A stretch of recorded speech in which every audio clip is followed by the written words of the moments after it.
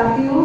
आज हमारे क्रांतिकारी जांबाज और जिन्होंने हमें अंग्रेजों से आज़ादी दिलाने के लिए इतना बड़ा बलिदान दिया, जिन्होंने अपनी जवानी बचपन तक नहीं दिया, तो आज उनका जन्मदिन है, भगत सिंह आजम।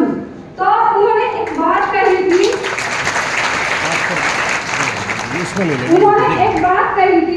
कि मेरी कलम मेरे जज्बातों से मेरी कलम इस तरह वाकिफ है, अगर मैं इश्क लिखूं तो इनकलाब लिखा जाएगा।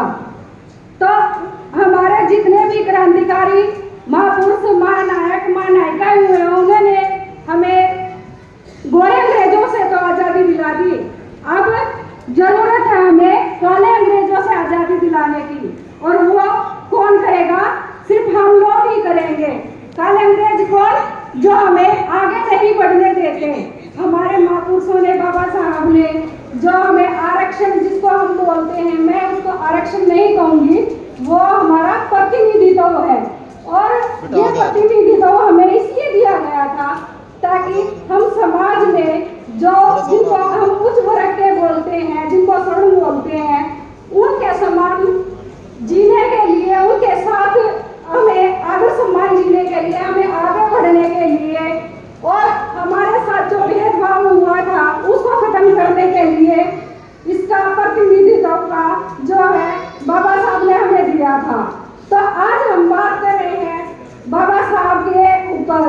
तो यहाँ बात हो रही है शिक्षा की, और शिक्षा के ऊपर भाई साहब ने जो है बहुत अच्छा गीत गाया था, मैं उनका बहुत बहुत धन्यवाद करती हूँ।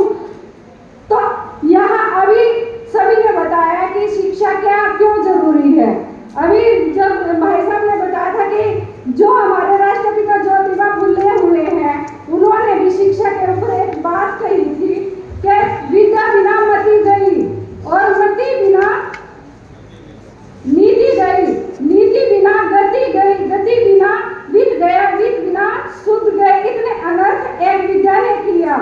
यही शिक्षा स्त्री और पुरुष दोनों के लिए आवश्यक है।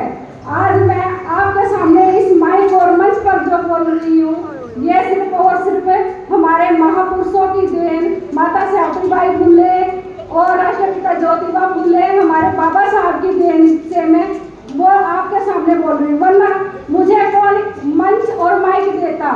आज खासकर मैं अपनी जो मातृशक्ति बैठी है यहाँ पे, उनसे कहना चाहूंगी कि हमें वोट तक का भी अधिकार नहीं था, हमें चौपालों में जाने का अधिकार नहीं था। आज हम पुरुषों के बराबर बैठ रहे हैं, वो किसकी बदौलत? सिर्फ और सिर्फ हमारे महापुरुषों की बदौलत, डॉक्टर बाबा साहेब भीमराव की बदौलत। संविधान में, हिंदू कोड बिल में हमें इतने राइट्स दिए कि हम पुरुषों से कंधा मिलाकर चल सकते हैं।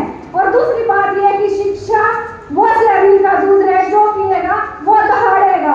ये बात बिल्कुल सच है, क्योंकि आज मैं जो आपके सामने बोल रही हूँ, ये सिर्फ और सिर्फ शिक्षा की बदौलत बोल रही हूँ।